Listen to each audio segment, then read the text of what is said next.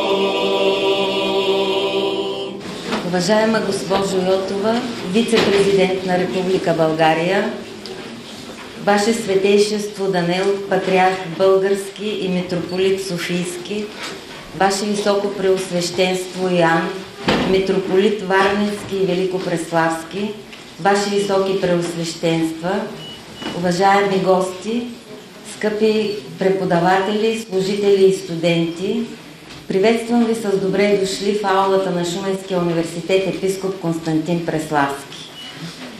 Поводът, по който сме се събрали днес, е свързан с две забележителни събития от нашата история, предначертали пътя и съдбата на българския народ през вековете и оставили трайна диря в нашата история. Днес честваме 1170 години от създаване на българската писменост и 1160 години от приемане на християнството от княз Борис Михаил. Покръстването коренно променя съдбата на българската държава по отношение на нейното културно и политическо развитие. Създаването, въвеждането и разпространението на нашата писменост и книжнина неразривно са свързани с имената на светите братя Кирил и Методий. Днес величието на тяхното дело има европейски измерения и е предначертало културното развитие на голяма част от съвременния свят. Шуменският университет, като наследник на Прилисковско-Преславската школа, има много важна мисия – да пази и съхранява историческата памет за тези събития и да предава на поколенията знанията, завещани от нашите предци. Още един път добре дошли на всички гости. Сега имам удоволствието и честта да дам думата за слово на госпожа Илияна Йотова, вице-президент на Република България.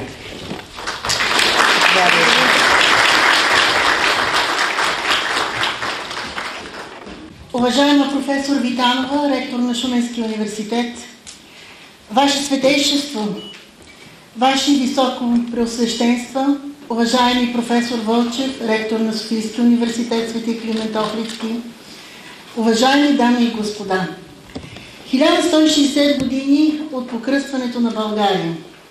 1170 години от създаването на глаголицата. Първата славянска азбука. 1140 години от успението на свети Методий, апостол и просветител на славяните. 1160 години ни делят от 865 година, когато по време на богомъдрия, както пишат хронистите от онова време български владетел Борис Михаил, българският народ приема християнството. Държавен акт, равен на значимост само на създаването на държавата от хан Аспарух. Българската държава навлиза в съвършено нов период от своето политическо и културно развитие. И ако трябва да си послужим със съвременната терминология, намесва се значимо и важно в геополитическите отношения на Стария континент. Константин Преславски е изразил най-точно духовния порив на своите съвременници.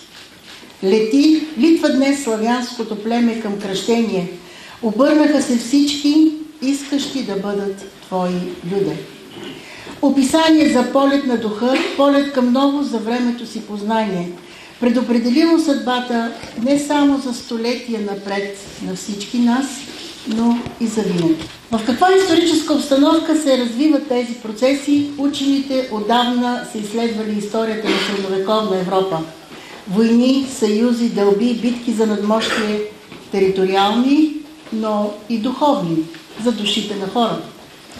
Като мъдър държавник, българският владетел си е давал ясна сметка какво означава за все още младата българска държава мощният обединителен заряд на новата религия, на християнството, за езическите прабългари, славяни, траки и други народи, превръщането им в единен народ. Едновременно с това и какви подводни камъни крие новата за народа му вяра. Той успява да извоюва независимостта на бъдещата българска църква, като умело с държавнически ходове лавира между римската и византийската църква. Запазената кореспонденция с папа Николай и с патриарх Фотий е красноречиво свидетелство за това как Борис I успява да запази етническата идентичност на своите поданици и колко внимателно е премислял всеки свой ход, за да се стигне до 4 марта 870 година на 8-я Вселенски събор, на който се взема решение. Християнската църква в българските земи ще принадлежи на Константинополската патриаршия. Забележете, ще бъде независима и автономна. Блестящо изиграни ходове, за които днес мнозина дипломати и държавници могат само да завидят, а нашето удивление е вече толкова много векове. Българската държава се откъсва окончателно от езичеството и става равноправно и авторитетно царство на европейския континент. Покръстването преодолява разликите между старите езически традиции на славяни, прабългари, траки, обединявайки ги в лоното на единната християнска църква. Ако не беше държавническия акт на Борис, не е ясна съдбата на славянските племена, които апетитна хапка и за изтока и за запада отдавна щяха да бъдат асимилирани, претопени и забравени. И щяхме да се досещаме и да ги виждаме само в историческите хроники и документи. Историческите документи показват, че тази дълбока промяна не е станала лесно. Дипломатическите усилия и ходове са съпътствани с вътрешни бунтове от най-приближените му боляри. За потушаването свидетелстват писмата на папа Николай и източници от източни и западни хронисти. И ако пак си послужим със съвременната терминология, потушаването на бунта и разправата с болярските родове е получила много широко разпространение дори за тези ранни средновековни векове.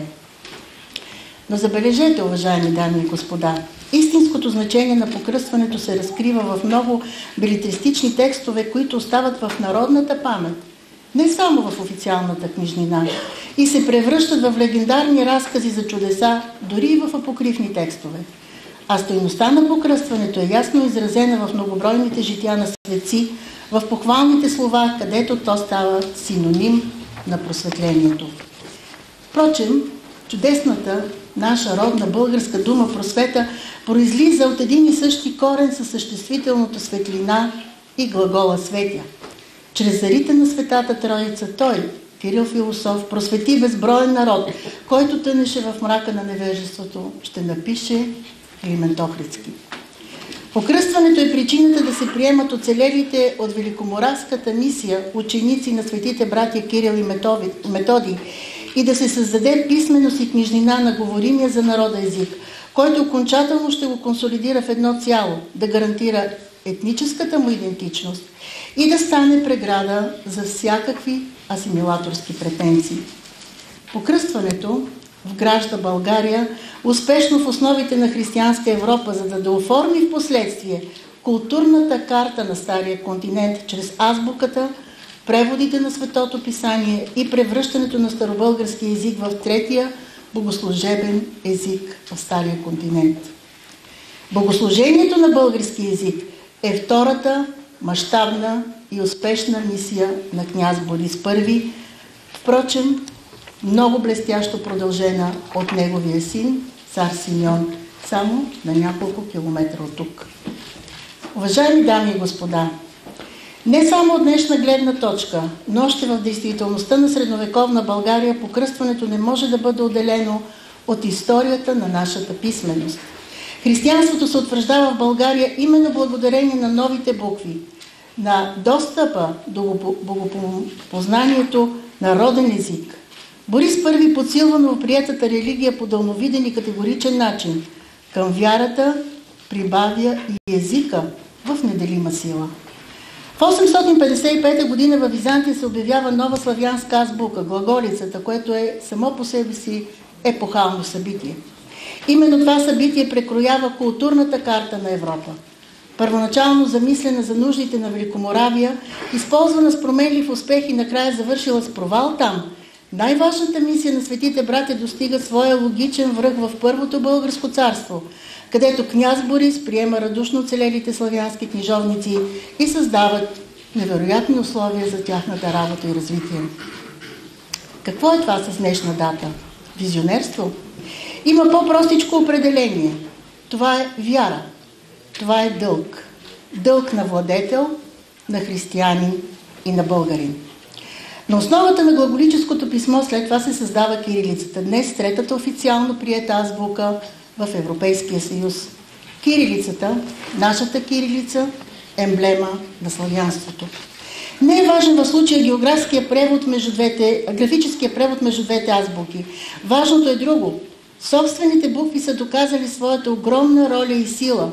Кирилското писмо носи политическия смисъл на собствената писменост и на разпространението на собствен език.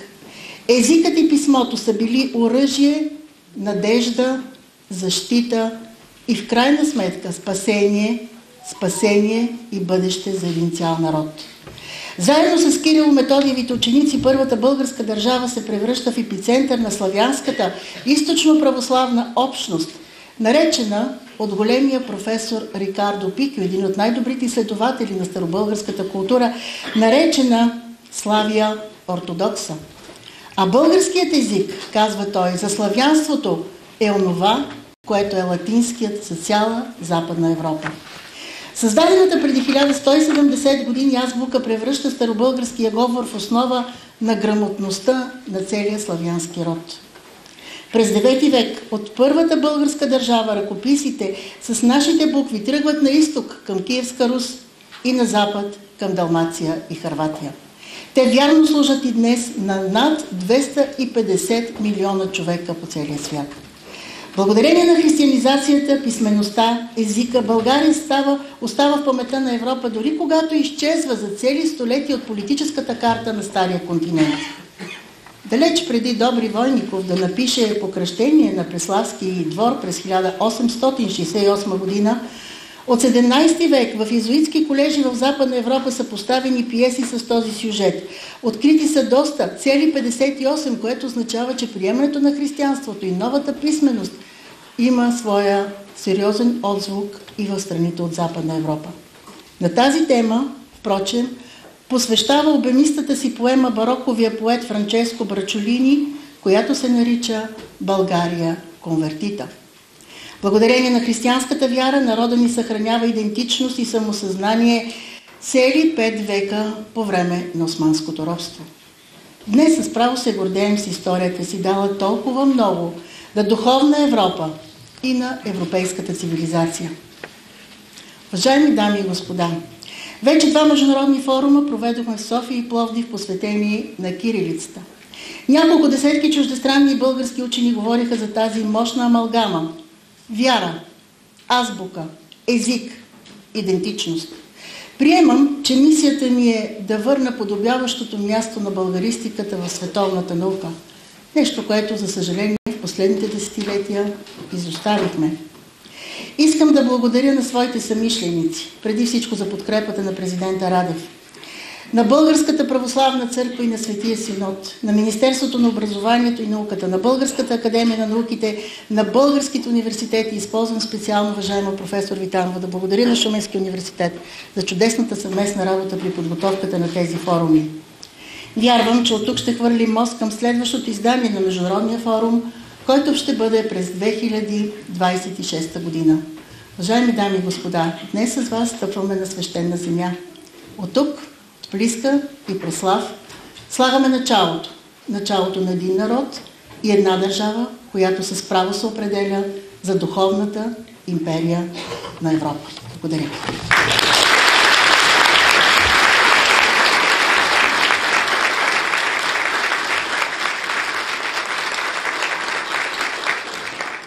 Благодаря на госпожа Йотова. Сега слово пред нас ще произнесе Негово Светейшество Даниил Патриарх Български и митрополит Софийски. Заповядайте, Ваше Светейшество.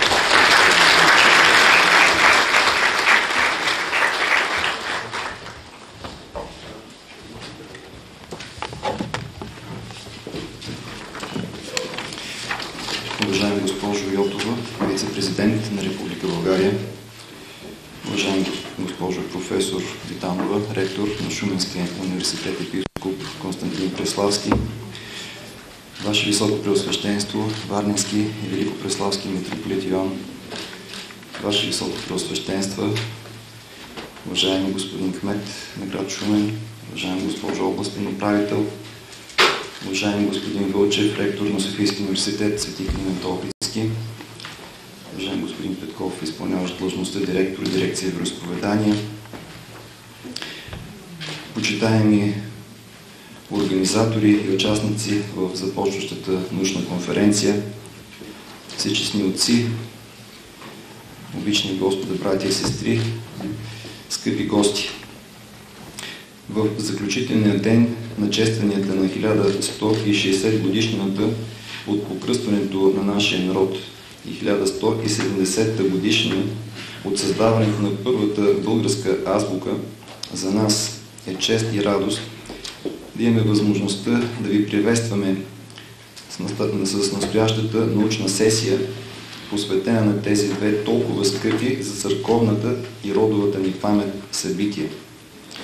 Събрани днес тук, в местата, пазещи за вечни времена, спомените за величието на православния български дух, ние се пренасяме в далечното 9-то столетие, в дните, когато един от най-свидните синове на българския род, светият равноапостолен наш владетел Борис I Михаил, пое върху плещите си огромната историческа отговорност да приобщи поверение му от Бога народ към Светата Христова църква, полагайки основите на християнска България. Неговият личен и държавнически избор, всичко това, което той е предприел за укрепването и утвърждаването на християнството и на църквата у нас, целият последвал небивал разцвет на духовността и книжовността, на просветата и културата, и в огромната по негово време българска държава са били и продължават да бъдат обект на изучаване и осмислене от всички негови потомци. Образът на равноапостолният наш покръстител, съхранен в историческите извори и в паметта на православната ни църква, и до днес ни запленява със своята духовна красота и величие, с размаха и мащабите на неговата визия, неговият проект и неговия идеал за една България, която във всяка историческа епоха ще се конкурира с най-високите образци на християнската държавност, запазвайки в същото време собствено лице, собствена духовна и културна традиция и идентичност. Изборът, направен преди 1160 години от нашия равноапостолен покръстител, е бил действително решаващ и съдбоносен, а делото му наистина колосално. Този избор и това чутовно дело остават пред нас като едно постоянно предизвикателство, като наша постоянна задача и свещен дълг към светлата памет на свети Борис Михаил и на всички онези, които с усърдие и ревност са отдали всички свои таланти и сили и целият си живот за изграждането и пребъдването във вековете на неговата християнска България. Началото на този избор е личното смирение и решимост човек да се покори и следва в живота си Божия закон. Това в личен план е чутовният подвиг на светият княз. Самодържецът се покорява на Вседържителя. Земният владетел се покорява на Небесният цар. За езическият владетел, който в прабългарската традиция е върховен жрец, отказът от упражняването на духовната власт и признаването на духовният авторитет на църквата е огромно предизвикателство. По подобие на свети Константин Велики, свети княз Борис успешно извървява този път. Това е предизвикателство за всеки един от нас в личен план. В памет на стореното от свети княз Борис и всички труженици от българската държавност, просвета, култура, църковни дейци, за всички нас е наш дълг съхраняването като прославен народ на тяхната памет и призоваваме и ние днес да изследваме с усърдие делото на светия Борис Михаил, на светите братя Кирил и Методий и на всички техни сподвижници и приемници във времето. Да бъдем достойни техни подражатели и продължители, защото тяхното дело е свято и свещено. На добър път на настоящата сесия.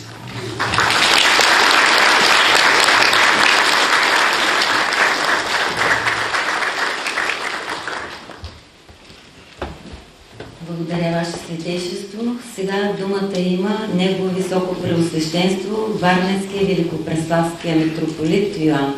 Заповядайте.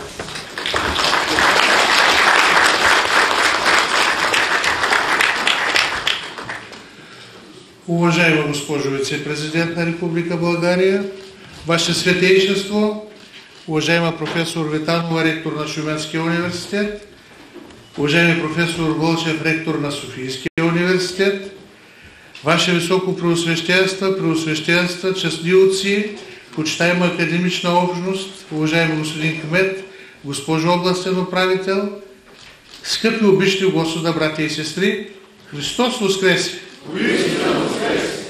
Покръстването на българския народ в 865 година и християнизацията му чрез дейността на основаната от княз Борис в 870 година и оформила се малко по-късно като национално православна българска църква, доведе до най-дълбок, велик прелом в всестранния културен живот на българския народ. До една истинска онтологична промяна на неговото духовно битие. След 865 година, респективно след 870 година, воден от принципите, идеите и целите на новата християнска религия, българският народ обнови във велика мащабност своят културно-творчески потенциал и създаде своята велика духовна материална и духовно старобългарска култура. В нея той за пръв път решително и завинаги се самоопредели като самостоятелен, самобитен и културно-творчески живот. По своето място в редицата на строителите и учителите на старобългарската писменост, епископ Константин Преславски, чието име украсява Шуменския университет, има свой огромен дял. Наред със свети Климент Охридски, той е най-плодовитият книжовник от кръга на Кирило-Методиевите ученици. Неговият подвиг е служение на Словото, а ние още не сме открили цялото му духовно наследство. А според св. Апостол Павел, тези, които у Христа се кръстиха, в Христа се облякоха. То през целия си живот Константин Преславски си е старал да обличе своите пасоми в Христови одежди, изтъкани от славянското слово. Господа Духа прати животворящия, да вдъхне в сърцето ми слово, което помощ ще даде на всички, живеещи по Твоите наредби. Но подай ми днес обилно слово, Отче, Сине и Пресвети Душе, на мене, който моля Те за помощ, ръце нагоре аз без спир въздигам, от Тебе да получа ум и сила. В края на азбучната молитва е заявена верността на Константин към заветите на неговите учители, които вече са небесни покровители на славянския род и на него техния следовник. Вървя сега по примера на двамата учители, следвайки името и делото им, ще разглася евангелското слово. Бидейки ученик на свети Методий, той вярно е живял с него в продължение на години. Дошъл в България като презвитер и несъмнено е след първите Кирило-Методиеви последователи в обкръжението на свети княз Борис и на владетеля Симеон, наречен Велики. Зрелостта на книжовните му занимания от самото им начало в България подсказва, че Константин е сигурно един от двамата ученици на свети Методий, оставени от него с славянските книги в Константинопол около 887 година. По-малко вероятно е той да е бил между продадените в робство и откупени от императора Кирило-Методиеви следовници. Но във всички случаи, както знаем, от византийската столица пътя е водил към България. Затова имаме основание да предполагаме, че Константин пръв е стигнал до Плиска, запознал е княза със славянската писменост и с делото на светите братя и веднага е продължил апостолската си дейност да разпространява и утвърждава новата вяра. През 885 година или в началото на следващата година, когато свети Климент и свети Наум се добират до българските земи, за княз Борис те са дар от Господа, защото вече знае за славянската писменост и търси нейните апостоли, за да може народът му да възприеме по-дълбоко християнството и да го проповядва народен език. Заедно с оцелелите ученици презвитер Константин продължава да превежда въведените в Византия богослужебни книги, както и светоотечески текстове, необходими в храма.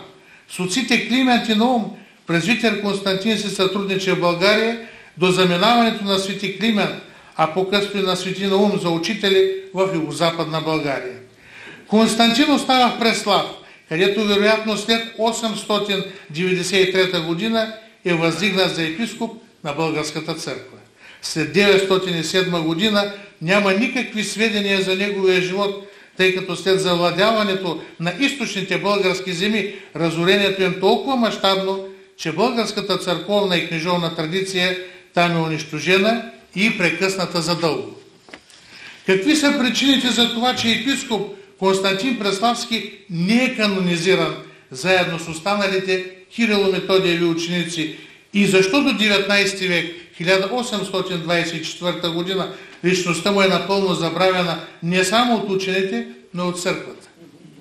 Несъмнено е, че по Божия промисъл в 11 век първото българско царство е напълно унищожено, а с него и културните му традиции, включително и писмените паметници от Плиска и Преслав, от най-ранните до създадените до цар Петър. Залечена е паметта на работилите и в тях строители на християнска България и на книжовния език. Изчезват мощите на светците. Свидетелства за канонизации, книгите от царската и патриаршеската библиотека. Не са запазени дори текстовете, посветени на покръстителя свети княз Борис. Затова пък на юг от Хемуса църковният живот на България е съхранен, макар вече да е подчинен на Охридската архиепископия. Гръцките и първопрестолници в продължение на векове припознават култа към светите Кирил и Методий и техните ученици като част от основите на архиепископството на Първа Юстиниана. Пишат служби и жития, като продължават традицията на почета към българските светци, но главно към ония, които са свързани с нейната територия.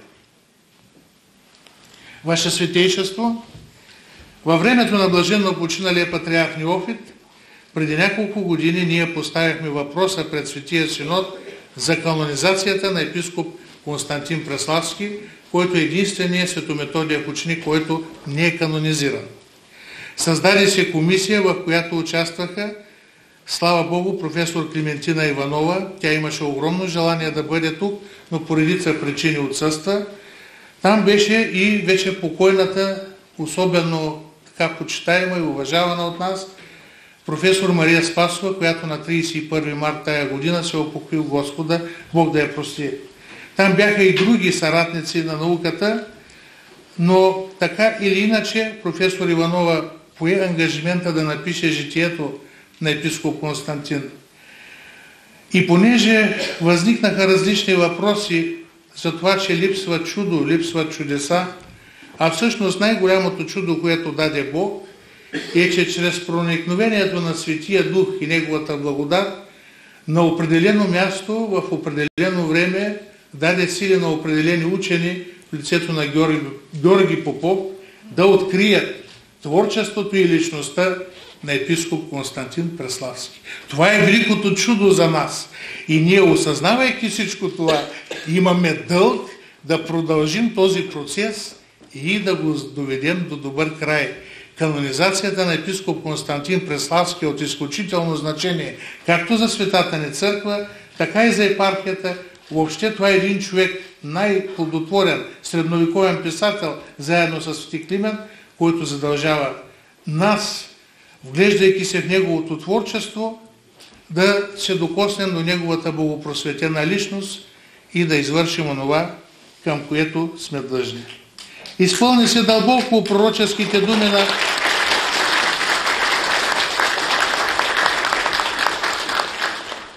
Изпълниха се дълбоко пророческите думи на богопросветения пръв славянобългарски философ и светец Константин Кирил.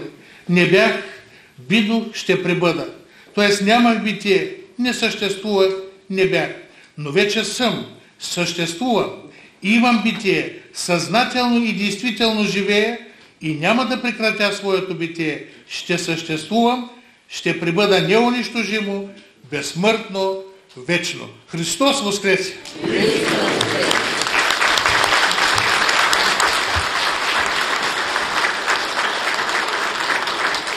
Благодаря на нашето високо преосвещенство.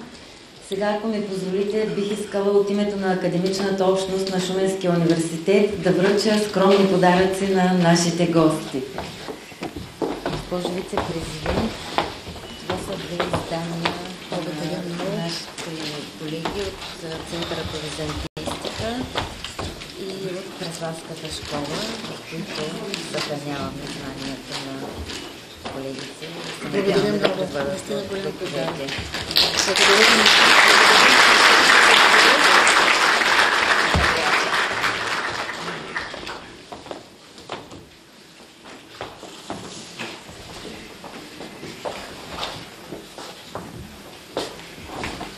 Тъй като Шуменският университет за първи път се посещава от главата на Българската православна църква, за мен е удоволствие да връча почетният пакет на Шуменския университет на Негово Светейшество Даниил.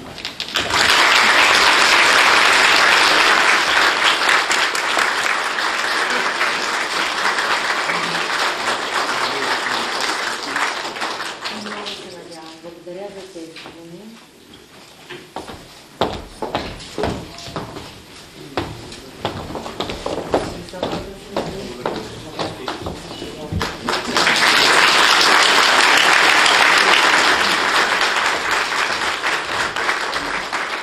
Сега преминаваме към втората част на събитието. Давам думата на доктор Андонов, който ще бъде модератор на втората част. Уважаеми дами и господа, колеги, преминаваме към пленарната научна сесия, посветена на значимите събития, които са повод за днешната ни среща. Ще чуем 4 доклада. Преди да дам думата на докладчиците, Искам да обърна внимание за регламента, като всеки един от докладчиците има на разположение 20 минути, за което ще помоля да спазва отреденото време. Сега имам удоволствието да дам думата на професор доктор Веселин Панайотов от Шуменския университет епископ Константин Преславски,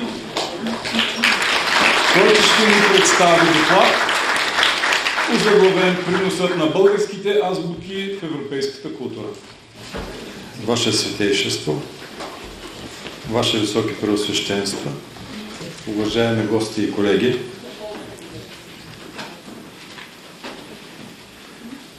посвещавам моя текст на великия богослов, филолог и дипломат свети Кирил Философ.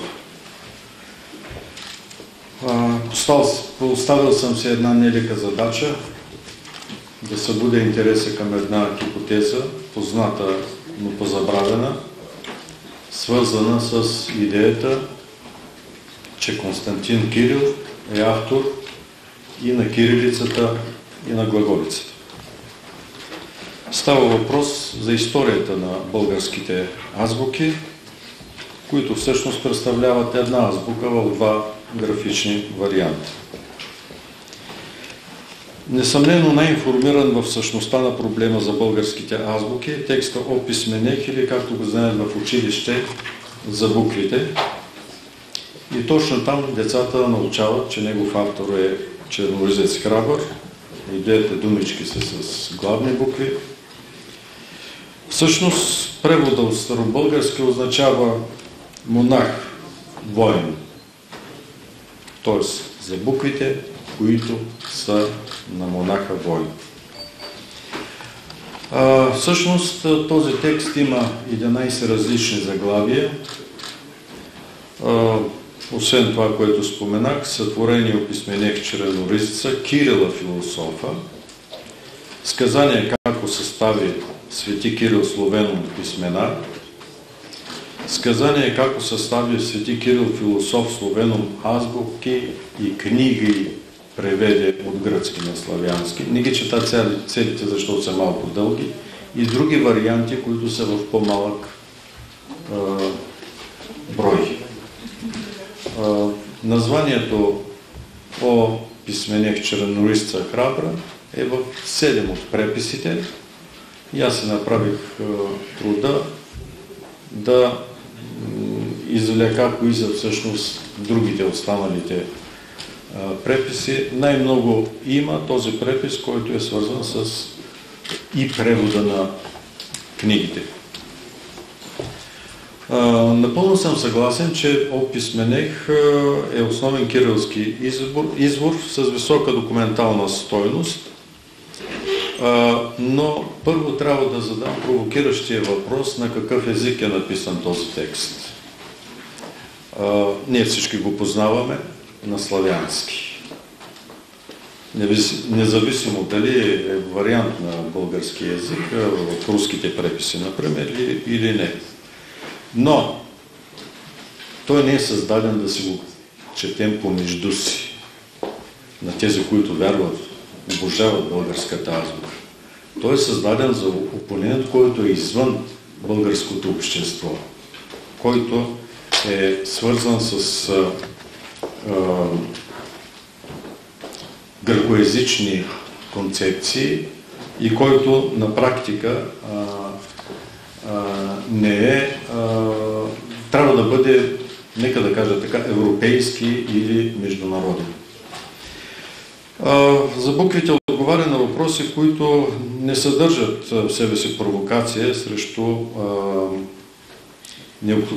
необходимостта и смисъл на новата азбука. Тежестта на обвиненията към нея обаче става видна от отговорите на българския книжовник, които са: първо, азбуката на свети Кирил е създадена по милостта на Бог, който създава всичко и не оставя човешкия род, в това число и славянския, в тъмнина.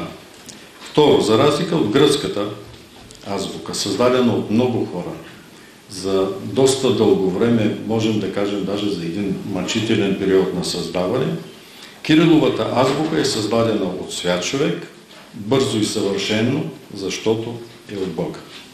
Трето, българската азбука продължава еволюционната линия на развитие от еврейския към финикийско-гръцката азбука и тя е по-съвършена от тях, защото продължава да бъде усъвършенствана. Четвърто, гръцкия и еврейския език не са изначално Божии езици, защото Кирил, който знае 4 езика и на първо място сирийския, казва, и това е богословска концепция, че първият език, на който проговорил Адам, е сирийския. Пето, тази азбука има същия брой букви и буквосъчетания, както и гръцкия език. Шесто, притежава еднаква начална буква, заедно с еврейски и гръцки в алеф, алфа, аз. Седмо, азбуката има такъв състав, за да могат българите по-ясно да разберат християнското слово. От тези отговори се вижда, че твърдението за буквите не е богословски, не само е богословски текст, но има и абсолютно филологически измерения или исторически изменения и очевидно е насочен към противници на българската азбука, обладани от така наречената триезична ерес. Защо този текст възниква по времето, когато Кирил и Методий трябва да защитят българската азбука? Защото по време на Моравската мисия те са извикани да докладват или да дадат отговори на папата, какво правят там, в неговия диоцез и кой всъщност и надава разрешението. По тази причина предварително в Венеция устройва, можем да кажем, че по влияние или заповед на папата, им се устройва един диспут в Венеция, на който Константин Кирил отговаря твърдо, аргументирано за това, защо е нужна и каква е тази азбука.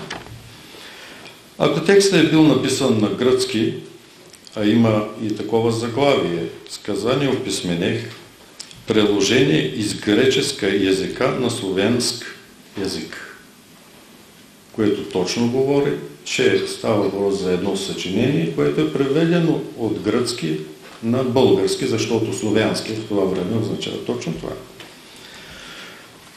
Много бързо този текст е получил български превод или версия, не само заради чисто историческите истини в него, но и поради богословската защита на словото, на книгите, на преводите, които се създават в изобилие в стартиралия много бързо след Кирилометовата епоха текст. И тук втория ни въпрос е, коя е азбука, азбуката, на която е написан текста от писменех. Не е прав Ватрослав Ягич, който твърди, че няма как да разберем коя от двете азбуки има предвид автора за буквите. Напротив, съчинението говори за писмени знаци, за букви и можем да направим разлика по това, като анализираме точно този фрагмент за буквите, в който се казва кои са 24-те букви, които българската азбука заема от гръцката. Най-интересно е, че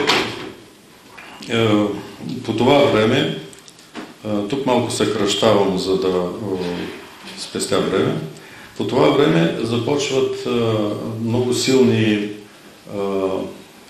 западнославянски изследвания да се създават по отношение на азбуките, които едногласно твърдят, че глаголицата е по-ранната азбука.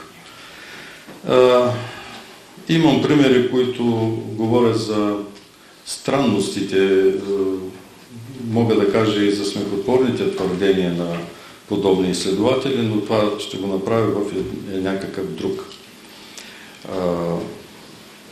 текст. Има обаче и преки детайли, които говорят за нас, че текста, който визира 24-те заети букви от гръцката азбука, е писан на кирилица. От 73 текста, които анализирахме и които са публикувани в едно предишно издание, 61 текста съдържат този текст и те единодушно говорят, че между заетите букви са кси равно на 60, пси равно на 700 и са вписани като един наред в текста. И тук нека да кажа очевидните неща. Тези две букви липсват в глаголицата. Тогава грешат ли тези 60 и няколко преписа срещу другите 10, които или не посочват този ред, или пък грешат с буквите? Не грешат, защото когато съберем 24 плюс 14 славянски букви, ще получим основното число на българската азбука 38. Ако обратно ги пренебрегнем, започва една деградация на текста, който трябва да променим във всичките му части. По тази причина можем да кажем, че за буквите не е написано на глаголица. Сега трябва да преминем към тежкия проблем. Ако най-авторитетният български текст за азбуката, създадена от Кирил Философ, не визира глаголицата, откъде се е появила тя? Загадката се крие в дипломатическия талант на славянския апостол Константин Кирил Философ. Известно е, че папата вика славянските апостоли, за да разбере тяхната християнска проповед сред моравските жители. Братята не бързат да се отзоват моментално, а започват приписване на книгите, които ще представят пред папата. Нещо повече. Някак изненадващо, от тях се появяват мощите на свети Климент Римски, останали след хазарската мисия. Казвам изненадващо, защото ако мощите са се били преместили или ако те са ги занесли от Херсон в Константинопол, което е практика, защото те са константинополски мисионери по това време. Той едва ли столицата Византия би се разделила с тези мощи. Знаете, че подобни неща са гордост за всеки един град, още повече за столицата. Мисията в Моравия започва с готови вече преведени богослужебни книги. Това е от житието на Константин Кирил. Защо тези готови книги не са представени на папата? Все пак той трябва само да ги благослови, да ги одобри. Подготовката на хазарската мисия отнема почти 2 години, през които философът прави чудеса, написва огромно богословско съчинение въз основа на Стария Завет и полемиката с юдаизма. След неговата смърт това съчинение е преведено обратно методи и разделено на 8 части. Пак имаме международно произведение, което се показва, в спор се представя. Имаме и подобно нещо, което става за буквите. В резултат на тази подготовка Кирил успява да победи в религиозен спор и да осъществи възложената му мисия. Същото наблюдаваме дипломатическа подготовка и в моравската мисия.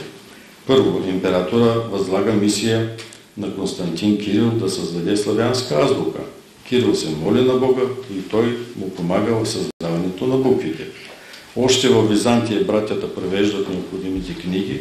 При предстоящата визита те подготвят втори екземпляри на същите книги, за да ги представят в Рим.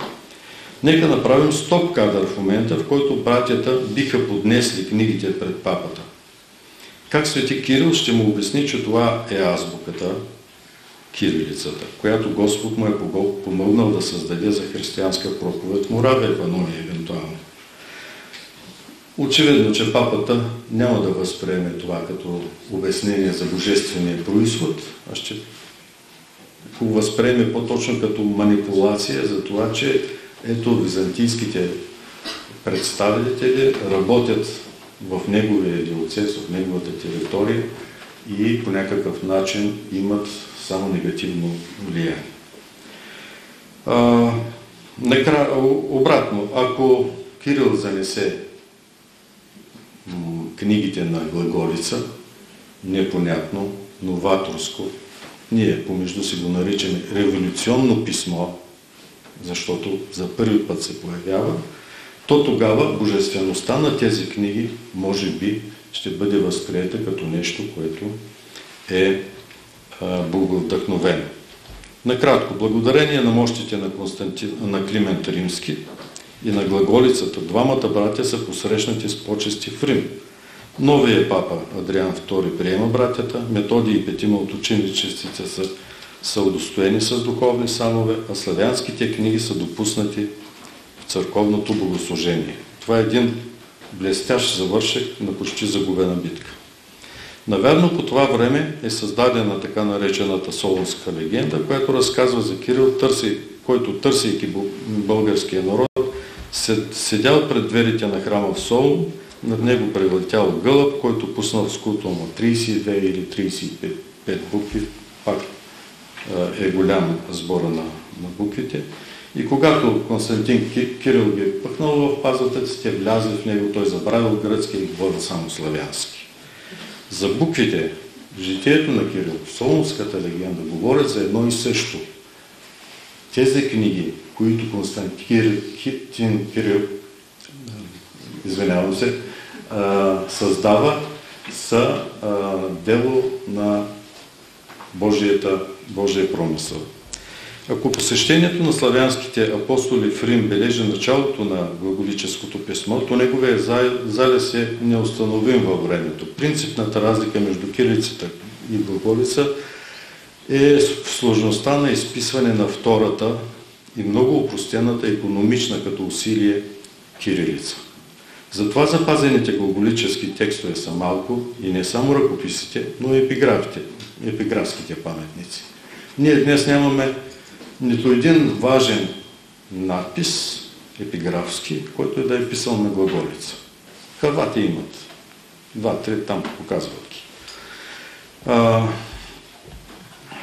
Но за нас е изключително важно да дадем пример и за областите, в които глаголицата би трябвало да има голямо присъствие. Така, например, в Сирмин, Срем или Сремска Митровица, на левия брак на река Морава, това е така наречената българска Морава, за която унгарските колеги от дълго време настояват, че там е била мисията, т.е. близо до нас, където би трябвало да очакваме силна глаголическа традиция. Има един темнишки надпис, той е в първата част на нашата изложба тук. И този темнишки надпис е датиран от сръбските учени в 11 век. Начало е бил 12 век, след сега е вече 11 век, но ако го анализираме от гледна точка на българската епиграфска традиция, ние трябва да кажем, че това е в края на 9, най-късно в началото на 10 век. Този темнишки надпис е посветен на 10 от свети 40 мъченици в странно разбъркан ред. Това е така, просто защото в него са кодирани имената на Кирило-Методиевите ученици. И точно тези имена го датират в края на Кирило-Метовата епоха. Тази хипотеза, че Константин Философ създава и двете азбуки, решава много от противоречията, създадени от едносланчивите мнения, едва от противопоставянето на двете графични системи. Всъщност става въпрос за една българска азбука в два графични варианта. Ценността е в брилянтния баланс, и тук ние трябва да се дадем сметка за филологическия талант на Константин Кирил, който има едно важно правило. Един звук, една буква. Много ефективна азбука, благодарение на която и българските деца, и славянските деца, и някои други европейски и азиатски народи използват азбуката като своя, за да изобразяват своя език. Популярността на тази азбука дължим на неуморните и дисциплинирани книжовници от първото до второто българско царство, от него до възраждането на монасите и на учените до днес. Поклон на всички тях. Благодаря за вниманието.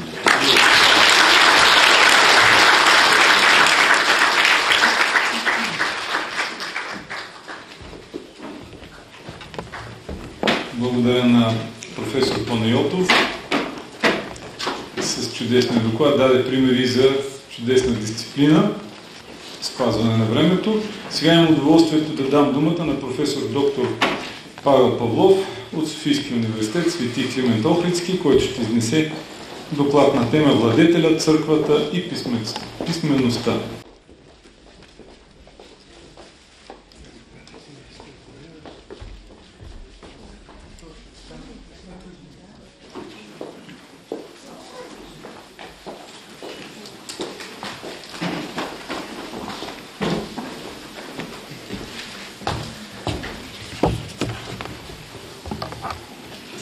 Ваше Светейшество, Ваше Високо Преосвещенство, уважаема госпожо ректор, уважаеми господин ректор, Ваши Високо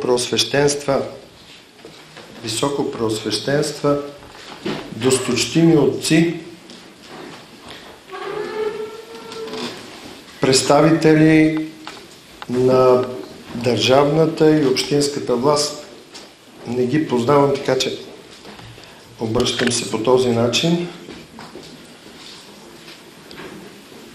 Колеги, преподаватели и студенти, гости, високо просветена аудитория, приятели и почитатели на делото на Свети цар Борис, Христос Воскресе! Най-напред искам да започна с благодарностите, защото и така подобава и времето ни е късно. Накратко, най-напред към Бога, подателя на всяко добро, че сме се събрали тук по свят повод. На организаторите и домакините, лично на дядо Йоан, този неуморен труженик на книжовната нива и грижовен радетел за пазенето на паметта, достоен продължител на своите предшественици. Наистина такъв първосвещеник ни трябваше тук, където се намират първопрестолите на Старото царство.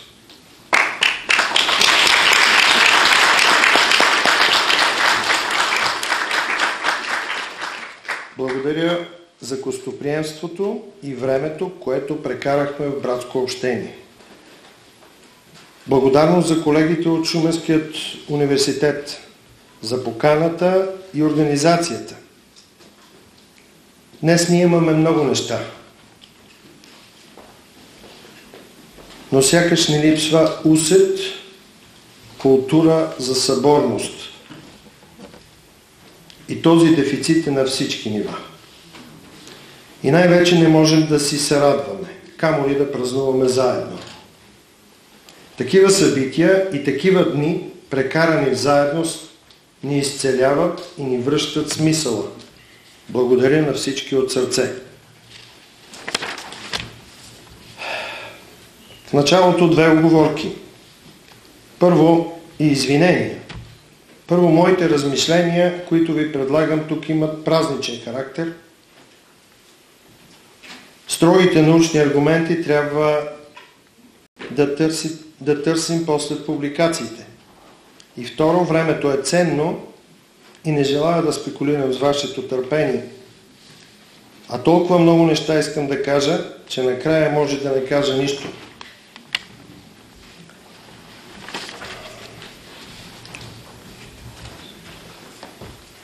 Благодаря на колегата професор Панайотов, защото той вдигна топката и понеже аз ползвам на няколко места описменах, ще ги подчертая, но в така съкратен вариант. Най-напред цитирам от този текст. Проче, преди славяните нямаха книги, но бидейки езичници, четяха и гадаеха с черти и резки. Когато се кръстиха, пишеха с римски и с гръцки букви без устроение. Но как може да се пише добре с гръцки букви Бог или живот. И така беше много години. Събитието, което ни събира тия дни в старославните столици на България, са годишнините от покръстването на България и създаването на българската азбука. Същевременно честванията са именно в деня на Свети цар Борис. Много правилно тези важни събития са свързани с единно честване. Разбира се, всяка годишнина е задължаваща и по градуса на честванията можем да измерим пулса на едно съвременно общество и ясно да установим дали има реална връзка с историческото си наследство или само маркира. А нашето наследство е толкова голямо и всепризнато, че ни задължава двойно. Само да кажа, че споменаваме вече в няколко дни, че има и още годишнини.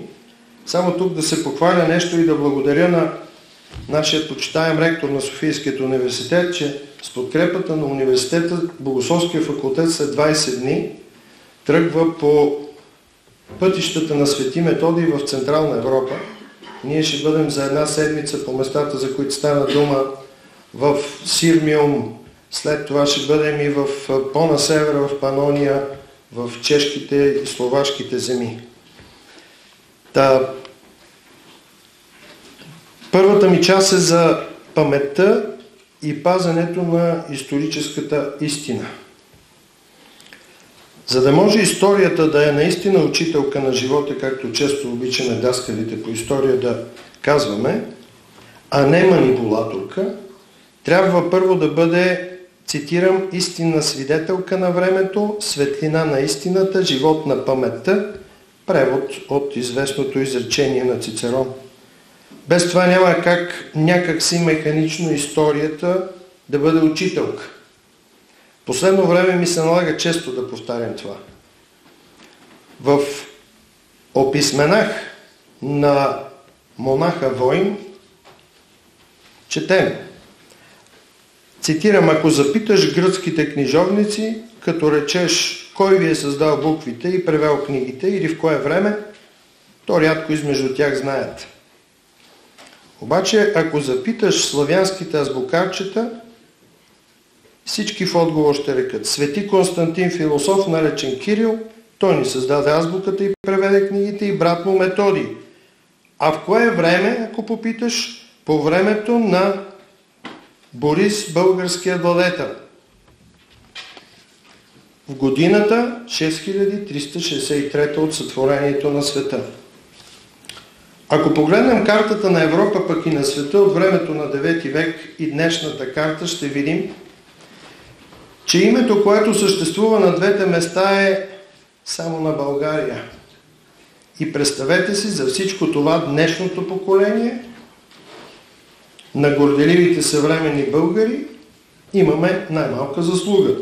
Разбира се, то би имало такава за бъдещето на нас, на съвременниците, заслуга, ако Господ ни даде време. Кои са основанията, стълбовете, върху които се изгражда тази снага на България, тази изключително здрава и устойчива българска архитектурно-историческа конструкция? Според мен тя е троична. Държавността, но християнската държавност. Църквата, като институционализирана форма на християнството, и писменността, книжовността и училището, възникнали на тази основа. Това е творческият потенциал на автентичното християнство. Владетелят през средновековието е събирателен образ на държавността. Тук има цял възел от въпроси, произход на властта, от Бога поставен. Оттам идва въпросът цар или княз. Друго, употребата на властта, налагане или приемане на християнството и така нататък. През атеистичния период у нас, а и не само тогава, са наложени и се налагат редица идеологически интерпретации, дори и манипулации с основна цел да се умали значението на християнството и църквата. Част от тях и до ден днешен тровят съзнанието на всеки млад човек дръзнал да изучава сериозно нашето минало. В нашия случай обаче акцентираме върху конкретната личност на владетеля светец, който оделотворява тази своеобразна троичност, като тук в никакъв случай не търсим символиката на числата. Споделям твърдото богословско разбиране, че в основата на всяко добро дело стои обожена личност, обожен човек, когото за краткост наричаме светец. Светецът цар Борис е центърът, около който се случват тези неща. Християнска държавност, усилия за самостойна църква, създаване на възможности за светите братя и техните ученици и така нататък. Какъв би бил успехът на седмочислениците без свети цар Борис? Как може да се задрасква и изчегъртва от стенописите на църквите или да се скрива името на българският владетел Борис от наши съседи, когато се говори за делото и успеха на светите братя, на свети Климент Охридски, на свети Наум, преславските книжовници и така нататък и така нататък. Такава личност като свети Борис се изгражда от редица поколения предшественици в чисто родов план. Силните владетели Крум и Омуртак, мъченикът Боянен Равота, брат на дядото на свети цар Борис. И продължава във времето през следващите поколения, през цар Симеон към свети цар Петър и свети Йоан Рилски и оттам към вечността. В християнството вярваме и учим, че каквото веднъж се роди, се ражда за вечност. Историческото преминава в ескатона.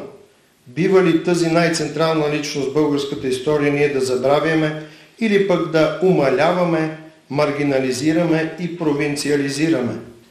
Затова празникът на свети цар Борис, денят, в който честваме неговата памет, е център за всяко честване на покръстването, на писмеността и така нататък. Църквата пази вечна паметта на своите свети и пък и на всички човеци. Тя помни и споменава, но и засвидетелства делата на отминалите от мира сего в настоящето. Задачата й обаче е не само мнеmonевтична, но и апостолска, мисионерска, насочена към всяко време и всеки човек. Църквата. Когато говорим за църквата в контекста на сегашните чествания, за нейната роля и място в това дело е нелепо да я смятаме само за един формален организатор за създаването на писмеността. Тя вдъхновява и възпитава тези люди в перспективата на вечността, на небесното, на Царството Божие. Тя поставя във въжделенията им личността, образа на Богочовека Христос, дава им благодатните дарове на Светия Дух. Във време, в което образът на Спасителя е унищожаван в храмовете от иконоборците в Константинопол, виждам специална сотирологична връзка между случващото се в Цариград и в Плиска и Преслав, като антипод в това време, но това е друга тема. Изобщо България е мястото, където се възстановява богообразността и апостолството, засенчени от секуларизацията на империята. Църквата е преди всичко топос място на спасение, на срещата на човека с Бога. Приемаме ли я само за или пък превърна ли се само в обикновена историческа институция, тя вече не може да ни вдъхновява и да изгражда обожени христообразни личности, които, цитирам, да полагат душата си за своите приятели. Разбира се, тук излиза напред и въпросът за самостойната българска църква, за усилията на свети цар Борис да постигне най-високо признаване на всички богоугодни усилия, които се правят в България. Българските пратеници търпеливо чакат пред вратите на заседателната зала на събора от октомври 869 до края на февруари 870 година, за да се увенчае делото на 4 март същата година с учредяването на поместна църква за България, а на следващия събор след 10 години да получи широка самостойност. И това е важно да се подчертава, защото без самостойна църква също нямаше да има книжовност, запазване и утвърждаване на писмеността, защото църквата дава друг много по-висок небесен хоризонт на тези неща. Църквата прави държавата царство, но не просто в монархичен смисъл, а в перспективата на ескатологичното, вечното царство Божие защото царство е мястото, където обитава Бог. Вярваме, че църквата е местообиталище на Бога тук във времето и историята. В този смисъл, без Царството Божие, без църквата, царството е само една държавица, княжество, архонство и така нататък. Каква твърдост и последователност освети цар Бориса? Докато се утвърждава покръстването, окончателното признаване на църквата и довеждането на Светокирило-Методиевите ученици, светецът цар остава начело. Когато всичко това се случва обаче, той се оттегля от властта. Всички тези неща са инструменти на Царството Божие, което светецът владетел начертава тук за нас, в нашата земя, като царство българско. За свети цар Борис властта не е само цел и никой нищо не може да го убеди да остане в двореца, след като е свършил цялата работа. Разбира се, след това му се наложи да изпие горчивата чаша на бащинството до край и направи най-голямата жертва за един баща, да нарани първородния си син, за да не може да управлява в грешна посока страната. Но само си представете, кой друг би могъл да свали Владимир от властта, а ако това управление би продължило с десетилетия? Понякога сме критични за някои неща в управлението на цар Симеон, но винаги трябва да го гледаме и в перспективата на Владимир Васате. То е Божия работа, но най-малкото вече нямаше да ги има нашите букви, а латински или гръцки, както аз казвам, или хърватският, или кападокийският вариант. За писмеността само едно нещичко, понеже времето наистина не ми стига. От един средновековен текст ще зачета от началото на 13 век. На света има трима царе, както и Светата Троица на небето. Първото царство е гръцко, второто царство е българското, третото царство е аламанското. С гръцкото царство е Отец, с аламанското Синът, с българското царство е Светия Дух. Това го казвам, понеже често повтаряме за държавата на духа и си мислим за култура, изкуство и наука без Бог. Не. България е царство Светия Дух.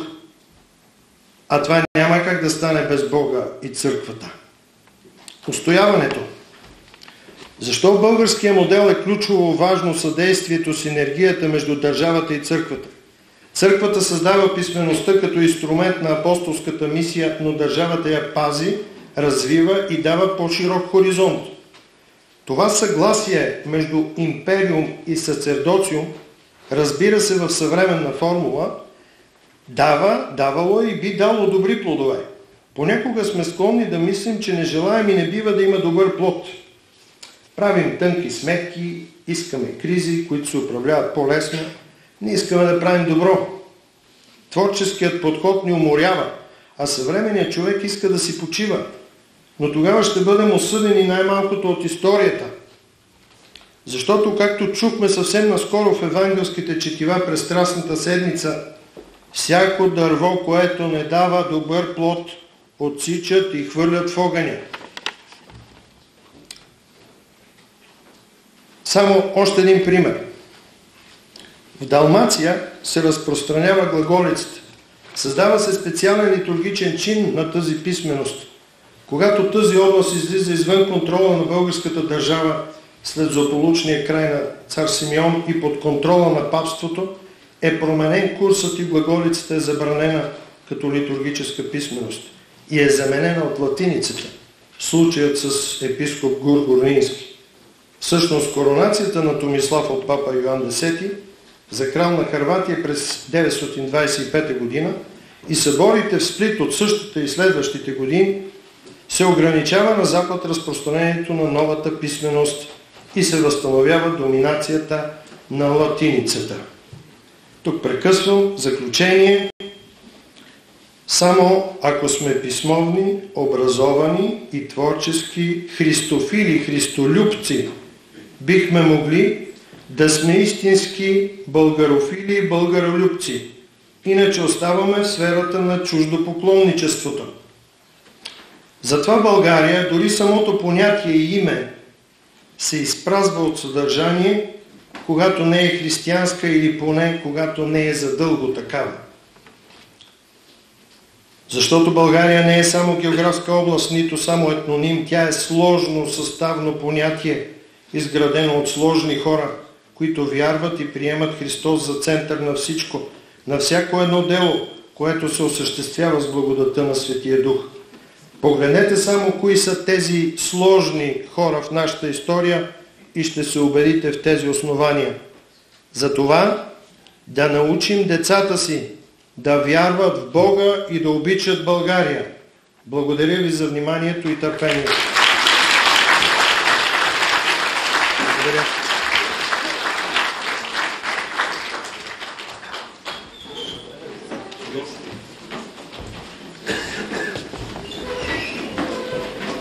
Благодаря на професор Павлов.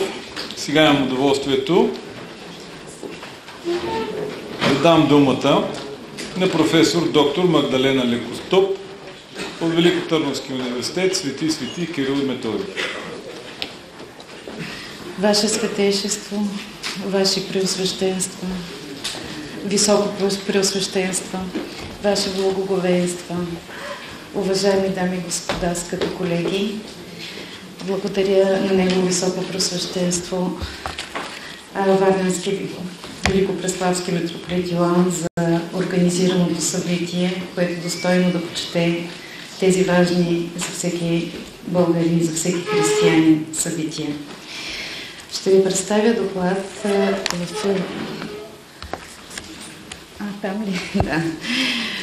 Ще ви представя доклад, разработен в съавторство с мой колега, главен асистент доктор. Къде е той? Росен Русанов, преподавател по история на църквата в Православния богословски факултет на Великотърновския университет. В съкратения вариант на този доклад ще потърсим отговорите на въпросите къде и кога е кръстен свети княз Борис, в контекста на не по-малко значимия въпрос как. Затова ще представим накратко чрез какъв църковен чин е кръстен българския княз, като опишем начина, по който в край на 9 век са били покръствани езичници според Константинополския евхологии. Това е ставало чрез чина на оглашение и кръщение. По този път на църковна катехизация желащия да приеме кръщение преминава през 3 етапа.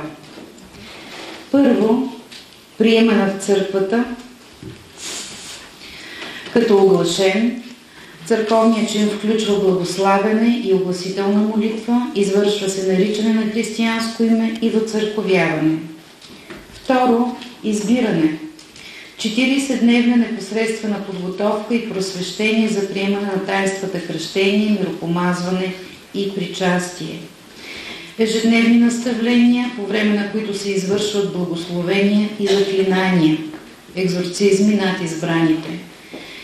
А в навечерието на светото кръщение изпитване на кандидата и чинно отричане от станата и съчетаване с Христа. И трето, самото кръщение, миропомазване и причастие. С това завършва духовната подготовка след таинството кръщение, след което се провежда мистологическа, тайно-въведителна катехизация, обяснение на таинствата. Структурата и продължителността на кръщелната катехизация или така наречения църковен катехуменат са представени чрез тази схема.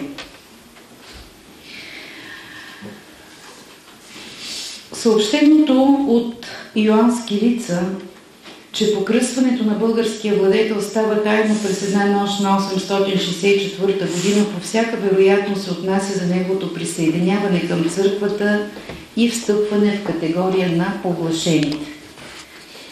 След извършването на първото оглашение, чина на което се нарича християнското име, оглашение вече носи името християнин, макар че още не е кръстен. Така и благоверният княз Борис Михаил вече се смята за член на църквата, но още не е част от верните, т.е. от тези, които са приели таинствата свето кръщение, миропомазване и причастие. Според нас цялото оглашение на светия княз се извършва в столицата Плиска.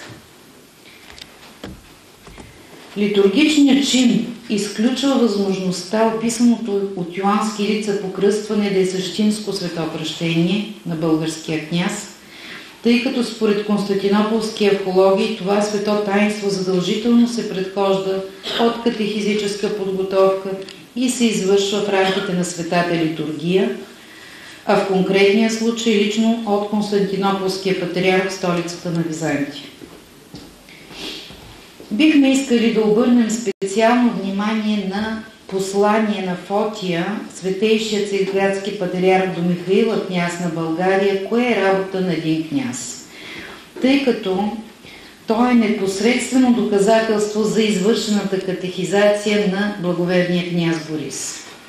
Точната дата на този писмен извор е неизвестна.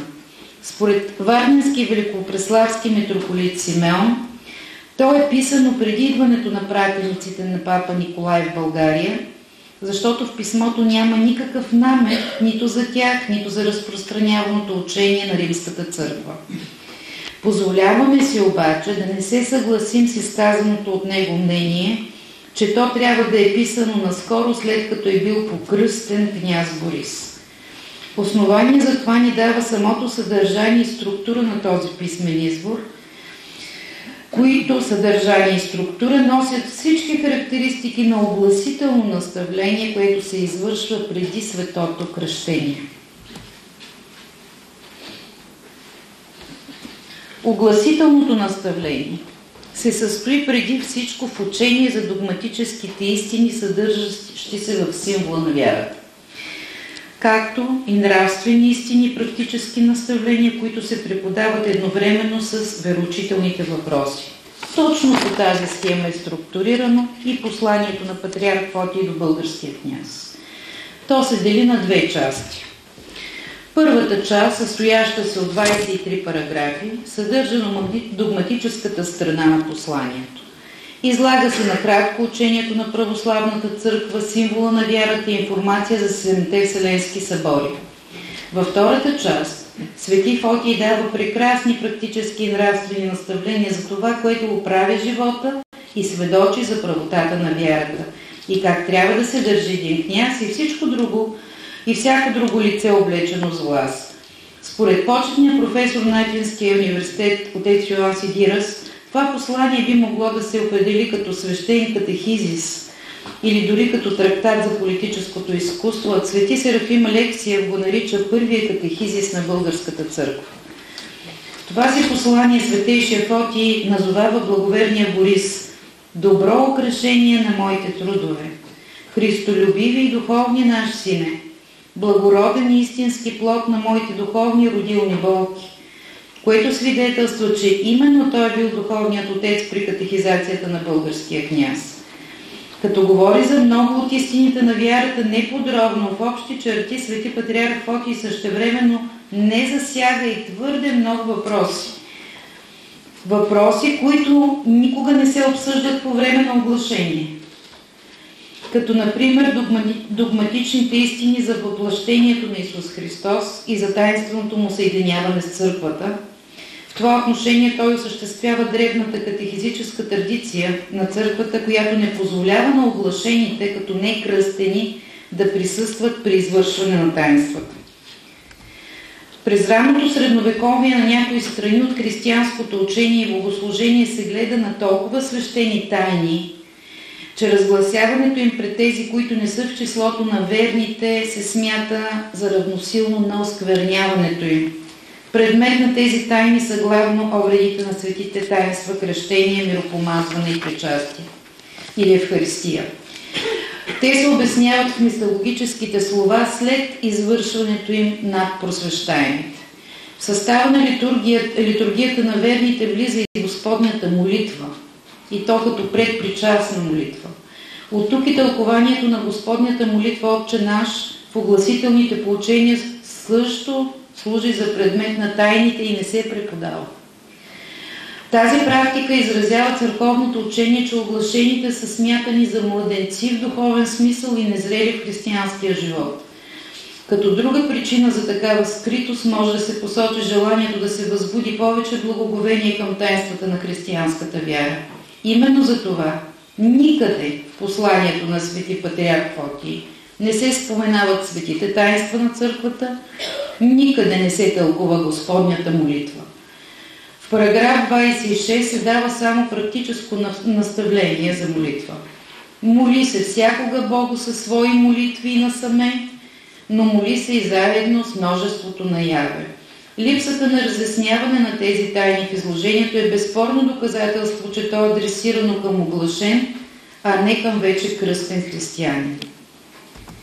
Изразите изучаването и просветяването ни в чистата и непорочна наша християнска вяра, употребени от параграф 1, сочат именно към целта на оглашението, а това, че тези наставления очистват от заблуждения и страсти, оказва, че оглашение не е само младенец във вярата, но и бивш езичник, който все още не е кръстен. Затова в параграф 22 свети Фотий напомня заявеното от оглашение желание да се кръсти, като го призовава: следвай първоначалното си мнение, намерение и благоразумие. Същевременно светейшият патриарх споделя съжалението си, че не може лично да наставлява княза подготовката му и да стане част от верните членове на църквата, като пише: желаях сам аз да бъда при тебе, да нагледвам дейността ти, тъй като виждам сам с очите си добрите ти дела, да се радвам и веселя още повече, а пък ако се случи да стане нещо неразумно, да мога на часа лесно да го изправлявам. Посланието завършва с молитва за оглашение, прошението на която е князът да бъде добър работник и верен пазител на наставленията и ожиданията ни. Свети Фотий, първи патриарх Константинополски, изиграва решаваща роля в процеса на оглашение на българския народ. Следва църковяването на благоверния княз Борис в Плиска през 863 или 864 година, като оглашен, се осъществява мащабна катехизация, която предшества масовото приемане на светото таинство кръщение от българския народ. Нямаме основания да смятаме, че свети княз Борис не е бил покръстен в съответствие с всички църковни правила, описани в Константинополския археологии. В такъв случай надписът от Балши съдържа историческата истина. Той отразява приемането на таинството свето кръщение като завършек на 2 или 3 годишен период на катехизация, по време на който българският княз и българския народ вече са част от църквата като оглашени. Църковните дни, в които е било канонично възможно над благоверния княз да се извърши светото таинство кръщение, са били кръстовден, богоявление, Пасха или Петдесетница. Най-вероятно е това да е станало на кръстовден, 14 септември 865 година, каквото мнение застъпва и църковният историк професор Христо Стоянов.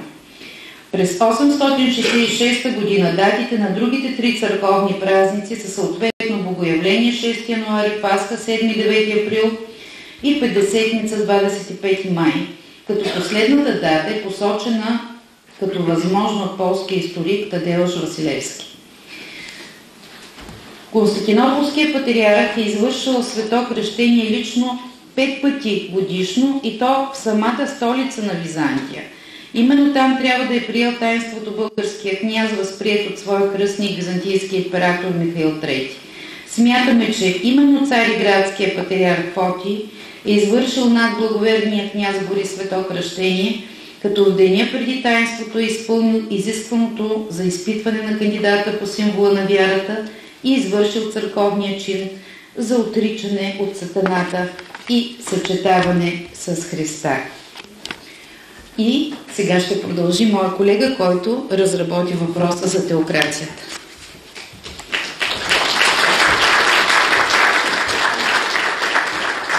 Ваше Светейшество, Ваше Високо Преосвещество, във връзка с проявата на идеята за теокрация при процеса на покръстването на българите в контекста на катехизическата практика на църквата през 9 век, е необходимо да бъдат изяснени някои от основните понятия за боговластие.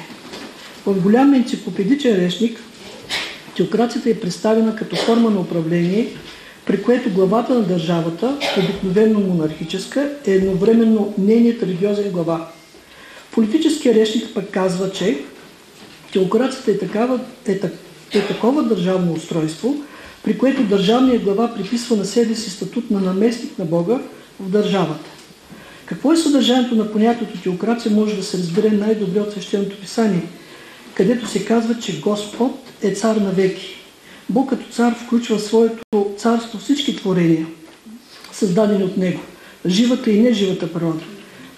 При човешките творения проявата на Божията власт се реализира чрез теокрацията, обществено устройство, установено от Бога, според което човеците, водени от патриарсите, като представители на духовните власти и земните царе на светските, в симфония изпълняват по свое свободно желание Неговата Божия царска воля чрез законите, дадени от законодателя, чрез естествения, нравствения и писания закони. Всеки път, когато се молим с Господнята молитва Отче наш, ние искаме да дойде Неговото царство. Решението на благоверния княз Борис за приемане на светото кръщение и покръстване на народа е вдъхновено не само от държавнически мотиви и съображения. Българският владетел като религиозен човек иска да разбере Божията воля и да й се подчини. Това става факт на първо време, чрез оглашението му, което включва всички степени на предкръщелно наставление и приключва с чина на самото кръщение. Разбирането и подчинението на Божията воля от страна на княза става възможно при наличието на три изпълнени от него условия. Разбирането на проявлението на Божието откровение по време на духовната му подготовка за кръщението, наличието на любов и вяра в Бога и свободен избор на волята му да се подчини на Божията воля. Споменатите три степени на кръщелната катехизация могат да бъдат разглеждани също и като стъпки, чрез които се осъществява възможността властта да бъде упражнявана, защото чрез тях Бог изразява волята си пред управляването. Бог допуска всеки човек чрез единодействието с енергията в случая на кръщението да може да разбере Божията воля и в резултат да прояви собствената си свободна воля и да се подчини на Божията власт. Тази катехизация се извършва от църковните власти под прякото ръководство на архиепископа на Новия Рим. Още в средата на IV век Константинополският патриарх успява да получи признанието, че е един от водещите епископи в Пентархията. При исторически обоснованата зависимост между църква и държава в Византия, протекцията, предложена от държавния глава и приета от църквата, е единственото логично и възможно решение за техните взаимоотношения. В резултат, в Източната Римска империя, от една страна, патриаршът се превръща в учреждение, изцяло зависимо от държавните субсидии и политика, а от друга, държавата поема функции, които по традиция принадлежат на църквата. Симфонията на властите започва да се трансформира в цезаропапизъм. Например, при избора на нов патриарх, понякога успешният кандидат не е бил просто одобряван, а посочван от държавния глава. Обикновено сред трима кандидати, предлагани от синода, а на следващата неделя той бил ръкополаган от митрополитите. Но вмешателството на Василевства не се ограничава само при избора на патриарх. При остър конфликт на светските с духовните власти, държавния глава понякога инициира в периоди на криза, за да бъдат издигнати от патриаршеския пост светски личности и отстраняването с насилие или по икономия на издигнати от него патриарх. Особеностите на църковната катехизическа практика при покръстването на свети княз Борис може да бъдат разглеждани като съществена част от започнатата още при Константин Велики трансформация на идеята за симфония на властите в цезаропапизъм. Включването на българите в семейството на християнските народи е довело до създаването първоначално на автономна, а скоро след това и на самостойна българска поместна църква. Опитите на българския владетел да осигури на предстоятели на църквата в България възможно най-голямата канонична самостоятелност решително повлияние на демократичните процеси в църквата и на изток, и на запад. Отстъпките, предложени от папата на княз Борис, не са били толкова големи, че да навредят на папоцезаристските стремежи на папата, но същевременно такива отстъпки никога по-късно не са предлагани нито на предстоятелите на църквата в западноевропейските държави, нито на техните владетели. Каноничното устройство на църквата в България след 865 година засилва теократичните процеси в румените и техните многобройни съседи. Църквата на изток затвърждава съборното си устройство, а църковните и светски власти са стимулирани да засилят своето сътрудничество. Причина за това е, че теокрацията тогава се проявява като богоцентрична, христоцентрична система на управление. Като такава хората в църквата са стимулирани да разграничават хоризонталната, светската, политическата от вертикалната, духовната, пастърска власт въз основа на Христовите думи. Отдайте прочее кесаревото кесарю, а Божието Богу. Това означава, че православният идеал за взаимоотношение между духовната и светската власт се осъществява, когато между тях се установи благовластие, така наречената симфония, съгласие и съдействие, основани на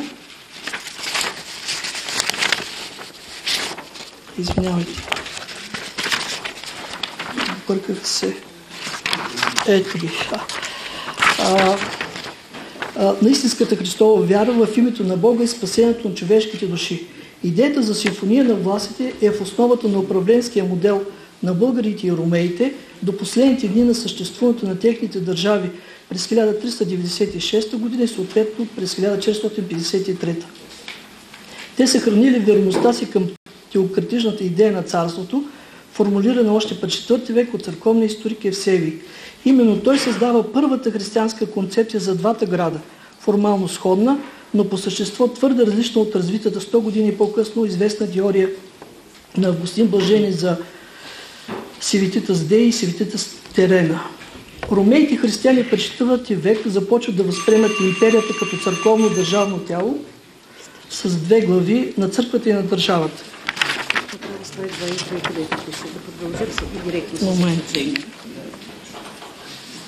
Последната страница. Да, може да се обобщи, че покръстването на българите, започнало с приемането на християнството от българския владетел, се проявило и като част от още един процес на трансформирането на теократичната идея за симфония на властите в цезаропапизъм.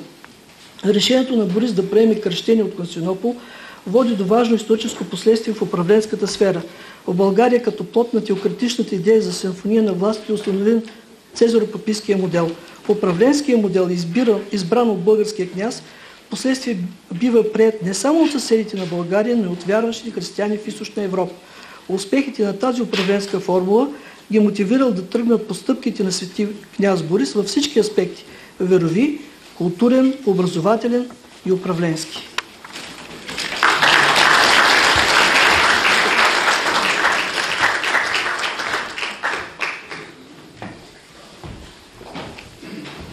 Благодаря на професор Лекоступ и колегата Хасанов. Давам думата на доцент доктор Екатерина Дамянова, Софийски университет, Свети Климент Охридски. Заповядайте.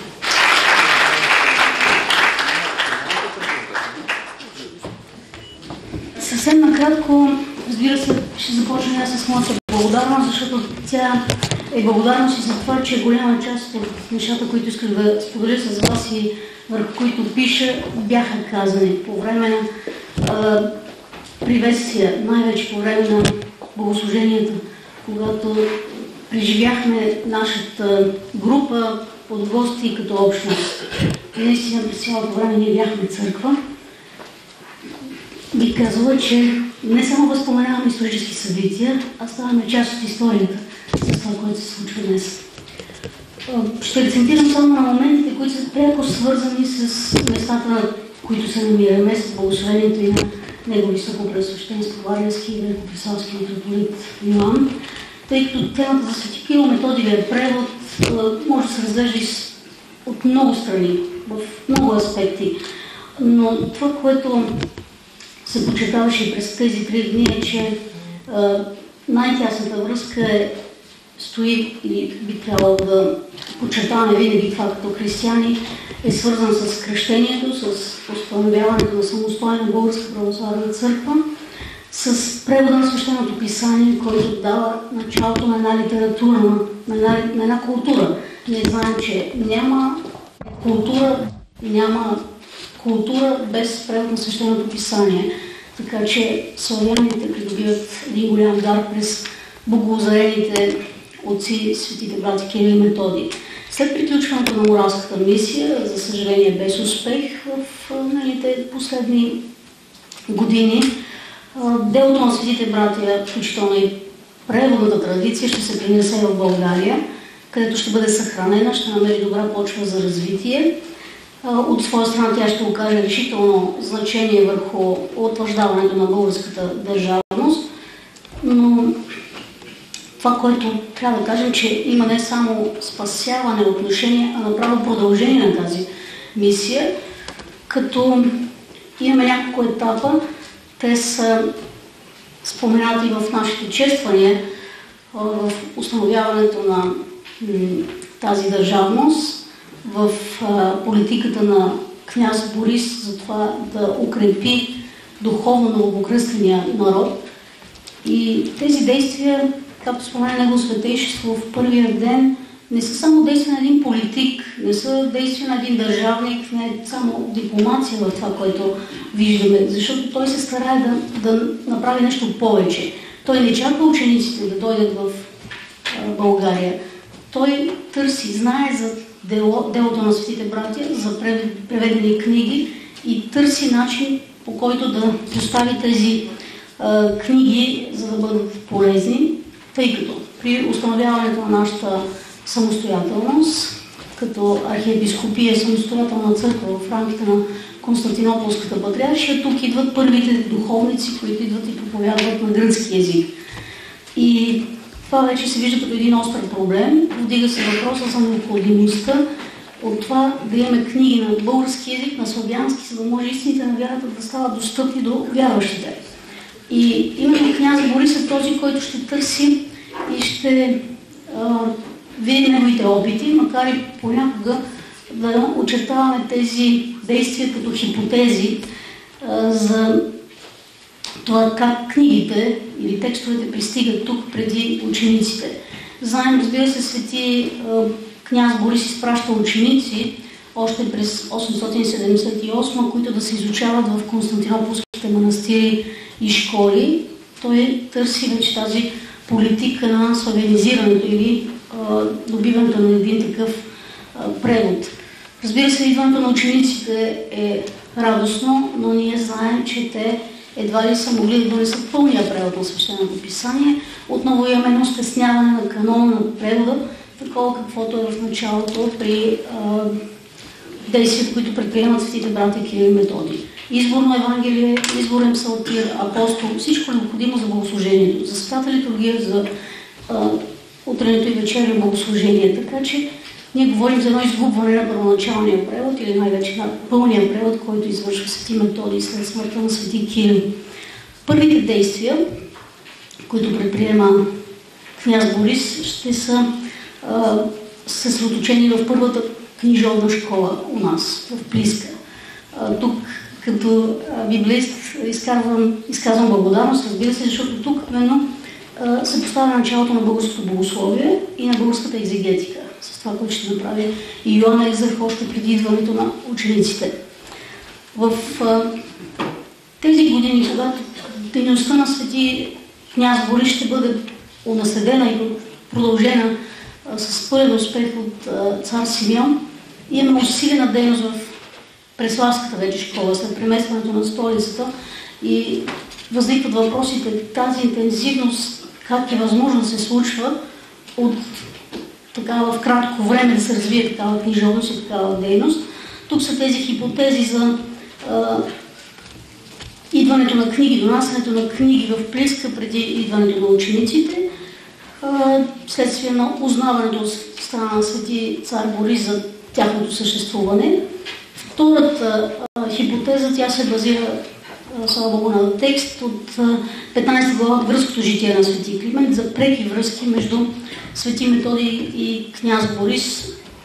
В същия текст от житието се казва, че през зимата на 81-82 светителят и учениците му минават през България.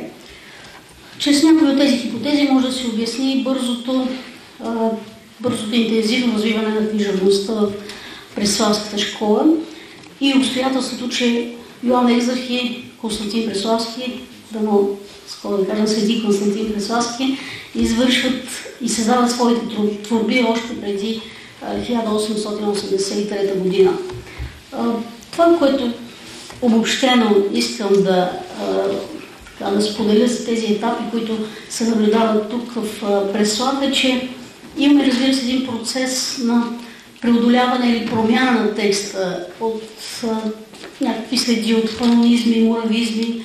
Имаме желание дори тези гръцки някои думи да се заменят с славянски. Наред с това имаме частични преводи на свещеното писание, тъй като видно е, че не всички книги в пълнота са дошли в нашата страна. Този процес е известен като приложение книг, но той е съпроводен с нещо още по-голямо и това е от решаващо значение за българското богословие. Това е, че текстовете, които се превеждат или които идват в България, които така увеличават обема на каноничния сборник от боговдъхновени книги, при тези преводи се придружават от тълкувания на светите отци. Блажените от Велик Кирски, Исихи, имаме не чак толкова много отци, но те са показателни, тъй като чрез тях нашите читатели, нашата богопросветена общност отци добиват достъп до други рецензии и редакции на Септуагинта, гръцкия превод. Гръцкият превод на свещеното писание е изходният, базисният текст, върху който започват преводите светите братя. И двамата са знаели блестящо и библейски еврейски, не локализиран текст, изучавали с Магнурската школа, но текста на християните е превода на 70-те, Септуагинта, и именно на него се спират и светите братя. Но във времето имаме различни, разбира се, рецензии и тук в Преслав виждаме как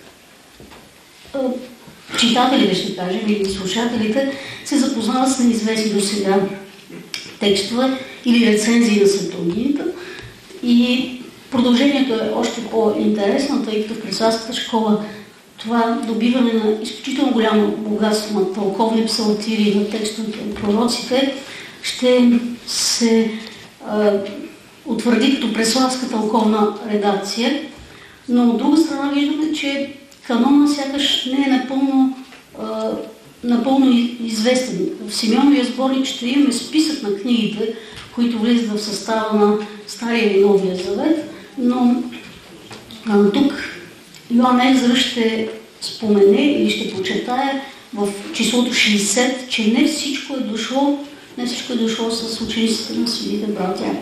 И нещо, което се случва силно, ще кажем, впечатляващо, поне за нас библистите, е интересен факт, че при цар Симеон имаме и нов превод. Макар и на осмокнижието, той поставя задача на един духовник, известен като Григорий Миних, който извършва превод на осмокнижието. Това са първите 5 Моисееви книги с Съди и Рут, Исус Новин, Съди и Рут, 1/4 от целия библейски сборник. Но това, което е интересно в момента на наблюдение на текста, е, че този превод Григорий Миних, духовника, ще извърши по Исихиевата рецензия, по тази, която е утвърдена в Александрия. И ние виждаме как през текста така, може да кажем, се отразява и политиката на момента, тъй като времето на цар Симеон, време в което имаме войни с Византия, отдалечаване малко от утвърдения авторитет, дори на Лукяновата рецензия, по която превеждат по-голяма степен и светите братя.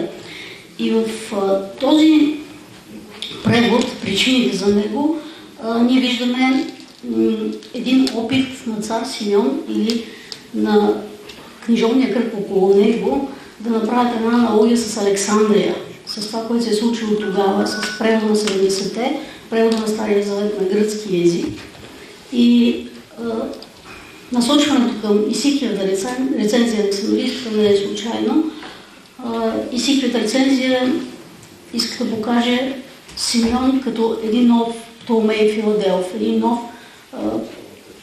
човек, който боголюбив, има отношение към свещеното писание и започва нещо самостоятелно. Не извън църквата, не просто като литературна някаква инициатива, но на базата на традиция, утвърдена незадължително в това, което му се предлага в момента. Един, може да кажем, и протест към политиката на Константинопол в този момент. И така, това е един нов израз на извършеното в Александрия, но вече на българска почва. са повлияни от библейски мотиви и текстове всички книжовници.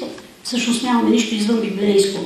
Когато говорим за личности като Константин Преславски, там без съмнение знаем, че един епископ е бил в библейския дух, не само с мотивите, не само с текстовете.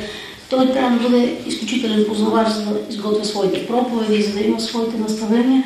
И макар да нямаме текстове запазени, ние трябва да сме сигурни, че това нещо се е случило. За съжаление, превратностите и съдбата на първата българска държава затваря този разцвет. Искам се много така да говоря. Разбира се, ще оставя и своя текст, но зная, че последните 20 минути са най-трудни. Библейският превод е нещо като огледало за нашето състояние. Тук бих насочила вниманието и за 100 годишнина, която имаме през тази година на българския синодален превод, към който ми се иска да имаме така уважение, любов, защото това е текста на църквата. И само така ще бъдем наследници на това, което са направили нашите предшественици. Благодаря за вниманието.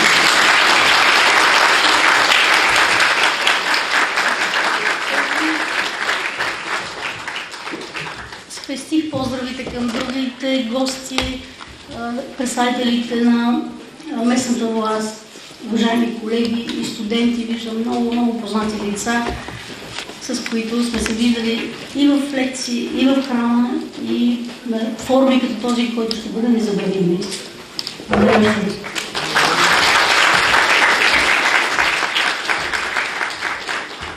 Благодаря на доцент Дамянова. А това беше нашия последен докладчик, с което имам удоволствието да закрия пленарната научна сесия. Преди това да съобщя, че тези доклади, които чухме, заедно с други, ще бъдат публикувани в съвместно издание на Варненска и Великопреславска света митрополия и катедрата по теология към факултета по хуманитарни науки на Шуменския университет. И бих искал да ви помоля в края да си направим една обща снимка пред университета на входа. Заповядайте.